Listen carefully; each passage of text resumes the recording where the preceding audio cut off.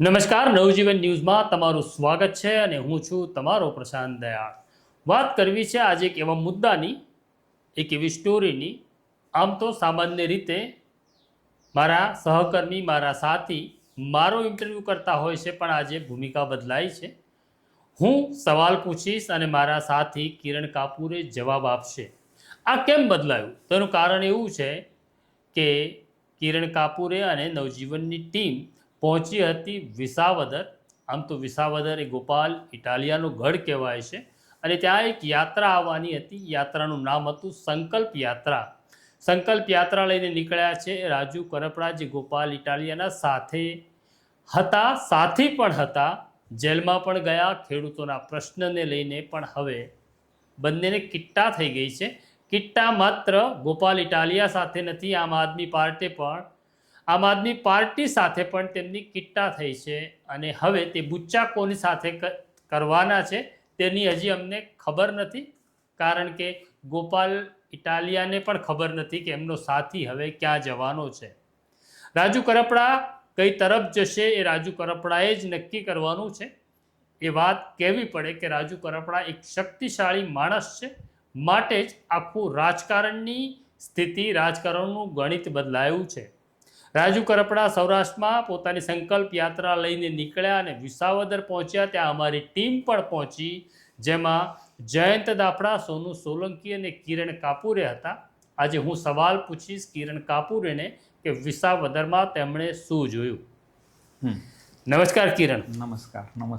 વિસાવદરનો અનુભવ કેવો રહ્યો? બહુ સરસ રહ્યો. એટલે આમ સામાન્ય રીતે આપણે અહીંયાથી, હું તો મોટા ભાગે ફિલ્ડમાં જતો નથી, એટલે માત્ર એક આપણા સ્ટુડિયોમાંથી આપણે ચિત્ર જોતા હોઈએ છીએ અહીંયાથી. પણ જ્યારે ગ્રાઉન્ડ પર જઈએ ત્યારે ખબર પડે કે આપણે જે ધારણા બાંધી છે એ ખરેખર સાચી છે, ખોટી છે. એટલે એ રીતે મને બહુ મજા પડે છે એ જોવાનું કે ભાઈ આપણે જે સંમેલન કે કોઈ પણ ઘટનાની વાત આપણે સાંભળીએ છીએ, સ્ટુડિયોમાં જોઈએ છે, મોબાઈલમાં જોઈએ છે, પણ જ્યારે ખરેખર ત્યાં પહોંચીએ છીએ ત્યારે કેટલું અલગ ચિત્ર હોય છે. એટલે આવો મારો દર વખતનો અનુભવ છે. નવજીવન ન્યૂઝ વતી જ્યારે આપણે રાજકોટમાં હું ગયો હતો, ક્ષત્રિય આંદોલન હતું ત્યારે પણ મને એ જ અનુભવ થયો હતો કે આ ચિત્ર ને પેલું ચિત્ર અલગ છે.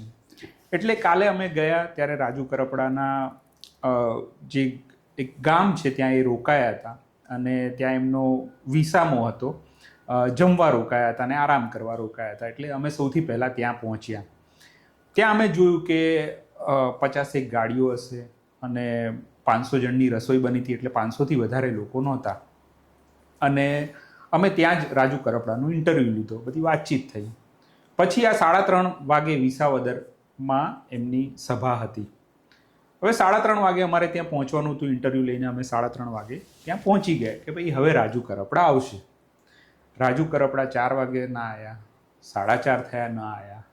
પછી રાજુ કરપડા. એનું શું કારણ હતું રાજુ કરપડાનું મોડું આવવાનું? એટલે અમે બધી જગ્યાએ પૂછ્યું, જે પણ એમના લાગતા વળગતા હોય, પોલીસને પૂછ્યું, પણ પછી એવું કીધું કે ભાઈ રેલી ધીરે ધીરે આવી રહી છે. પણ રેલી ધીરે ધીરે આવે એ કારણ બી હોઈ શકે, અને બીજું કારણ જે છે કે મેં ખુરશીઓનો અંદાજ માંડ્યો તો 1000 ખુરશીઓ હતી. રાજુ કરપડાનો જે 3:30 વાગ્યાનો ટાઈમ હતો ત્યાં સુધી મને લાગે છે કે 50થી વધુ ખુરશીઓ નહોતી ભરાઈ. એટલે એ પણ એક ગણતરી હોય છે રાજકીય રીતે કે ભાઈ ખુરશીઓ ભરાઈ જાય, એ આપણે જોઈએ છીએ કે પછી જ નેતા એન્ટ્રી મારે. એટલે એ ખુરશીઓ 4:30-5 વાગ્યા સુધી ઠીકઠાક ભરાઈ હતી, પૂરી તો નહોતી ભરાઈ. પછી રાજુ કરપડા આવ્યા. પછી જે એમની ખેડૂતની છબી છે એ રીતે એક ટ્રેક્ટર રાખ્યું હતું નાનકડું. એ ટ્રેક્ટર પર બધા ખેડૂત આગળ ઝંડા લઈને ઊભા હતા, આજે સંકલ્પ યાત્રાના ઝંડા. અને પછી એમણે એક ઇનોવા ગાડીમાં આવ્યા, જે રીતની હવે આપણા ત્યાં બધા જ રાજકીય નેતાઓની એક છબી થઈ ગઈ છે. મોટી ગાડીમાં આવે છે, મોટી ગાડીમાં આવે છે. પછી એ ટ્રેક્ટર પર બેસે છે. આ જે તમે કહો છો ને કે ભાઈ મને આ જોવું બહુ ગમે છે, આ હું સ્ટુડિયોમાં નહીં જોઈ શકતો, પેલામાં નથી જોઈ શકતો. એ ઇનોવા ગાડીમાં આવ્યા, પછી ટ્રેક્ટર પર બેસ. એટલે આવ્યા ઇનોવા કે ફોર્ચ્યુનર, મને ગાડી નહીં ખ્યાલ, પણ મોટી ગાડી હતી. અને પછી ટ્રેક્ટરમાં બેઠા. પછી રાજુ કરપડા આગે બઢો હમ તુમારે સાથ હે, એમ કરીને ટ્રેક્ટર આગળ વધતું ગયું. અને ટ્રેક્ટર આગળ વધતું ગયું એટલે ક્યાં સુધી ગયું, આ બી જોવા જેવી વાત છે. જે આપણે સામાન્ય રીતે મોદીની પેલી સભાઓમાં જોઈએ છીએ કે મોદી ક્યાં સુધી જાય એમની ગાડી, તો છેક સ્ટેજ ઉપર જાય. આ સ્ટેજ નાનું સ્ટેજ હતું, સુધી જાય, સ્ટેજ નાનું હતું, પણ ટ્રેક્ટરને છેક રાજુ કરપડા આગે બઢો એમ ખેડૂતો બધા કહેતા છેક ત્યાં સુધી. એટલે એમને એવું હશે કે આ સૌરાષ્ટ્રના મોદી છે. હા એવું એટલે આ આખી પ્રક્રિયા જે જોઈને એવું લાગ્યું ત્યાં જે લોકો આવ્યા હતા. એટલે એક તો ગાડીઓ બહુ હતી, જે ખેડૂતો આવ્યા હતા એમાં 4-વ્હીલર બહુ હતી.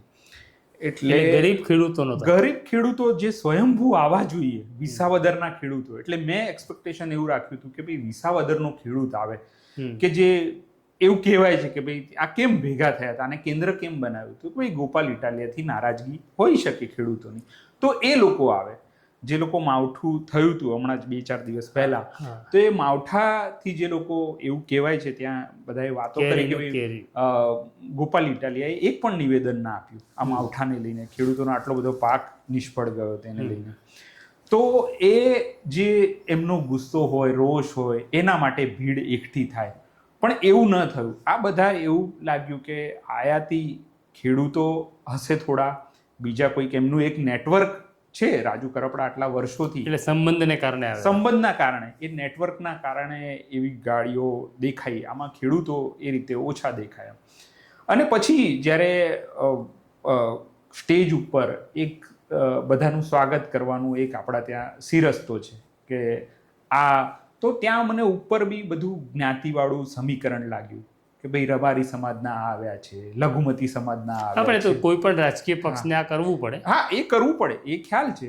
પણ આ એક રાજુ કરપડા બિન રાજકીય, હા, બિન રાજકીય જે વાત છે, એક જે બિન રાજકીયની વાત એ અવારનવાર કરે છે કે ભાઈ હું બિન રાજકીય રહેવા માંગુ છું. પણ એમના નિવેદનમાં એક એ પણ જોવા મળે છે કે બિન રાજકીયની વાત કરે છે, પણ સાથે સાથે એવું કહે છે કે ભાઈ કોઈ ખેડૂતના પક્ષે રહેશે કોઈ રાજકીય પક્ષ, તો હું જોડાવામાં હું ખચકાટ નહીં કરું જો એ કામ કરતી હોય.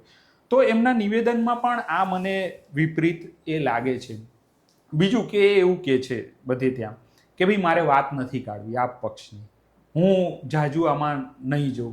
પછી એવું બી કહે છે હું જે કહી રહ્યો છું એ 10% જ કહી રહ્યો છું. પણ એમનો વક્તવ્યનો મેજર પાર્ટ જે છે આ ટીકામાં પણ જાય છે.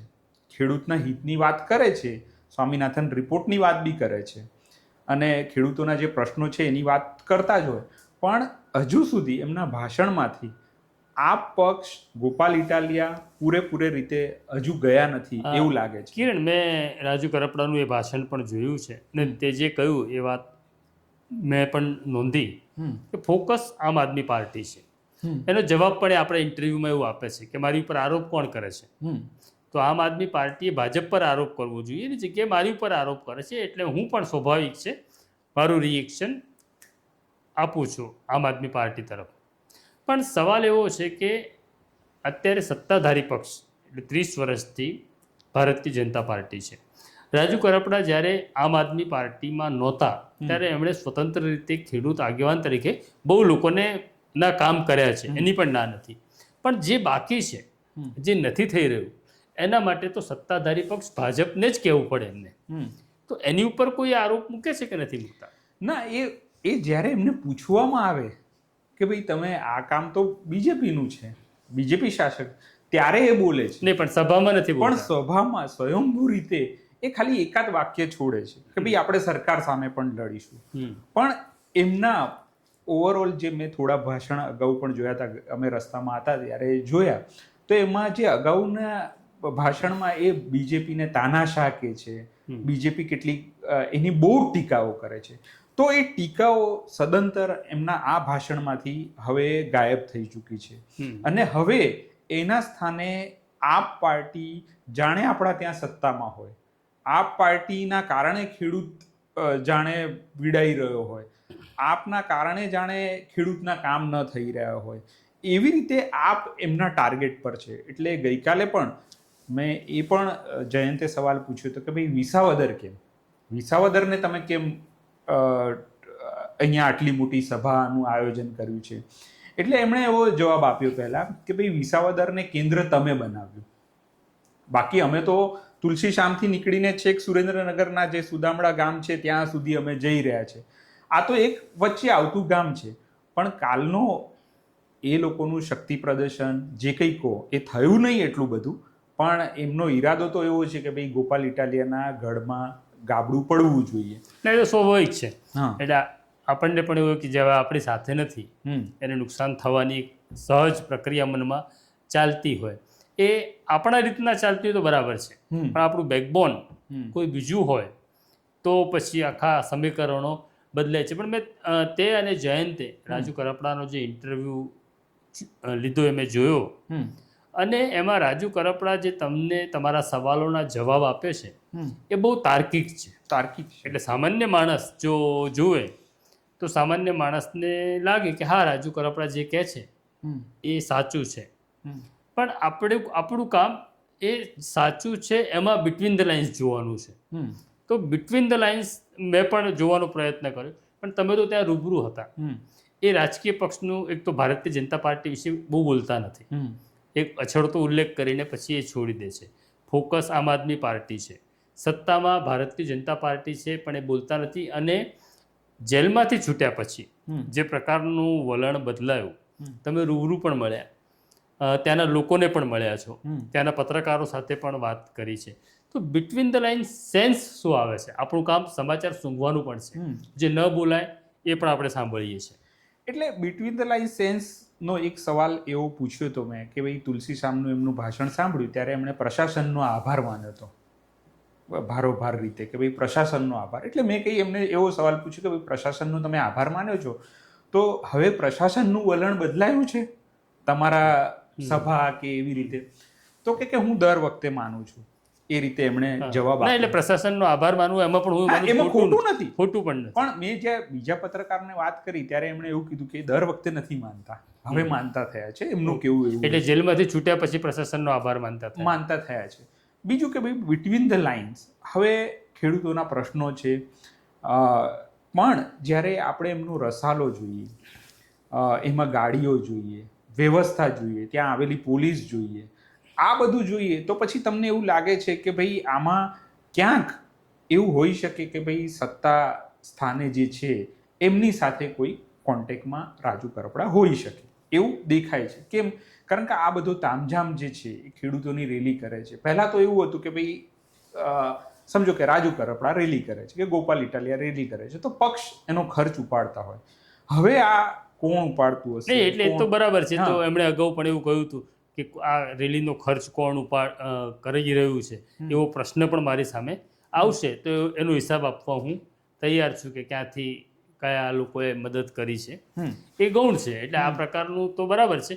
અને હવે કોઈ પણ પાર્ટી હોય આવી કઈ રસીદો બનતી નથી, બરાબર છે. પછી ભાજપ હોય અને કોંગ્રેસ પણ હોય, આની કઈ રસીદ ન બને, બધાનું કામ પતી જતું હોય છે.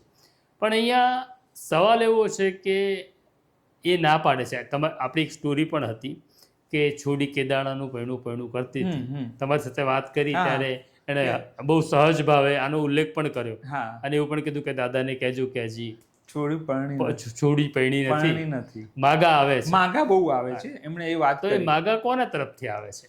જો એ એમણે ચોખવટ ના કરી, પણ એમની વાત પરથી એવું લાગ્યું કે એમણે બધા જ ઓપ્શન છે ખુલ્લા રાખ્યા છે. અને બીજું કે એક ગઈકાલે પણ જે ઓબ્ઝર્વેશન એવું હતું કે એ આ શું કામ કરી રહ્યા છે, હવે રાજુ કરપડા શું કામ કરી રહ્યા છે આ બધું જ ખેડૂત યાત્રા, ખેડૂતોના જે કંઈ સવાલ હોય એ જાય અને એમાં પણ એમને ઉકેલ્યા છે. પણ એ કરી રહ્યા છે એના માટે કે ભાઈ હજુ રાજુ કરપડાનું જે કદ છે હવે આપમાંથી બહાર આવ્યા છે, તો એ કદ હવે બરકરાર રહે અને મોટું થાય, અને પછી કોઈની લેવાલ આવે કે કોઈ એમને બોલાવે તો પછી એ રીતે એન્ટ્રી મારે કોઈ પણ પક્ષમાં, એવું અત્યારે દેખાય છે કે ભાઈ રાજુ કરપડા વધારે મોટા થાય જે હતા એના. ઘણી વખત કેવું થતું હોય છે કિરણ કે આપણે ક્યારેક દરેક વખતે તેવું નહીં, પોતાને ઓવર એસ્ટિમેટ કરતા હોઈએ છીએ. કે માની લો કે હું સંદેશમાં હતો ત્યારે મને એવું લાગતું હતું કે યાર આપણા જેવું તો કોઈ કામ કરતું નથી, બાકી કોઈને કંઈ કામ આવડતું નથી. સંદેશમાંથી નીકળી ગયો, પણ સંદેશ તો એમ જ ચાલે છે. હું દિવ્ય ભાસ્કરમાં હતો ત્યારે પણ આપણે એવું માનતા હતા કે આપણે સ્ટાર છીએ, બરાબર. જેમ સચિન એક જ હોય એમ એક જ પ્રશાંત દયાળ છે.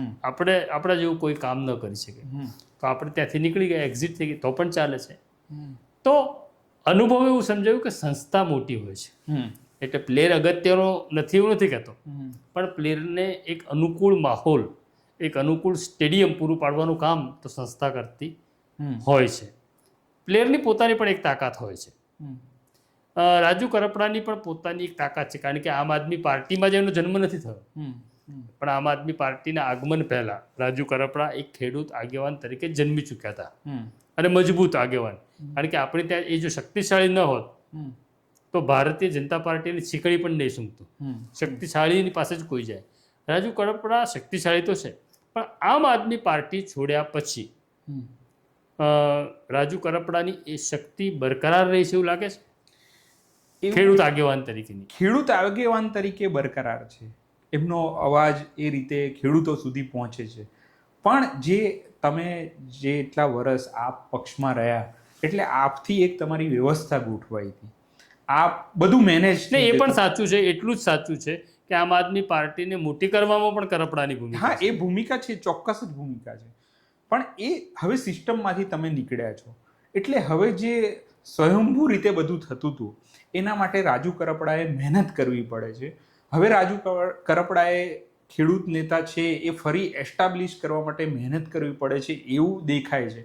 એમણે વધારે ફોન કરવા પડતા હશે, વધારે વ્યવસ્થા ગોઠવવી પડતી હશે, કોઈકને કહેવું પડતું હશે, જે પહેલાં આપમાં સ્વયંભૂ રીતે બધું થતું હશે. એટલે એ રીતે જોવા જઈએ તો રાજુ કરપડા અત્યારે ખેડૂત નેતા છે, પણ ખેડૂત નેતા તરીકે પહેલા જેવી જે એમની છબી છે એ એસ્ટાબ્લિશ કરવામાં એમને સમય તો એમને આપવો પડશે. ઓકે, છેલ્લો સવાલ તારી જેમ, તું જેમ છેલ્લો સવાલ પૂછે છે, અને કિરણ કાયમ મને એવું કહે છે મારો નિર્દોષ સવાલ છે, પણ કિરણના કોઈ સવાલ નિર્દોષ હોતા નથી, એનો ચહેરો ખાલી નિર્દોષ છે.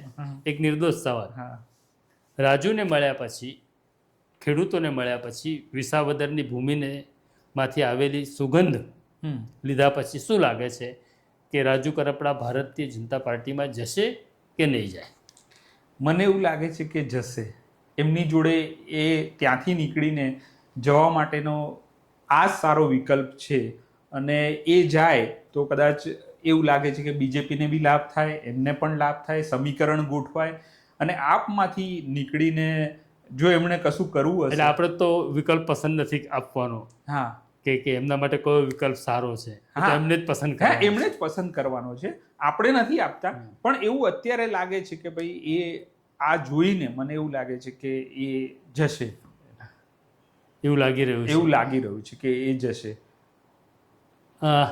તો કિરણ કાપૂર એવું માની રહ્યા છે કે રાજુ કરપડા ભારતીય જનતા પાર્ટીમાં જશે. કેટલાક સવાલોના જવાબ સમય આપતું હોય છે, તો સમયની રાહ જોવા સિવાય મારી પાસે પણ વિકલ્પ નથી, તમારી પાસે પણ વિકલ્પ નથી. આ પ્રકારની ચર્ચાઓ માત્ર તમને નવજીવન ન્યૂઝ ઉપર જોવા મળે છે, અને અમે પ્રયત્ન કરીએ છીએ કે રાજકીય પક્ષોના મતાંતરોની વચ્ચે પોતાને નિષ્પક્ષ રાખી શકીએ. આ એક પ્રયત્ન છે, કારણ કે સવાલ એવો છે કે પત્રકારનો પણ ઝુકાવ ક્યાંક ને ક્યાંક થતો હોય છે. આ ઝુકાવમાં વહી ન જઈએ તેનો પ્રયત્ન કરતા હોઈએ છીએ. તો આ પ્રકારની સ્ટોરી જોવા નવજીવન ન્યૂઝ જોતા રહેજો. સ્ટોરીને લાઈક કરજો, સ્ટોરીને શેર કરજો, અને તમારી કોમેન્ટ જરૂર લખજો અને કહેજો અમને પણ, અમારે પણ જાણવું છે કે રાજુ કરપડા ક્યાં જઈ રહ્યા છે.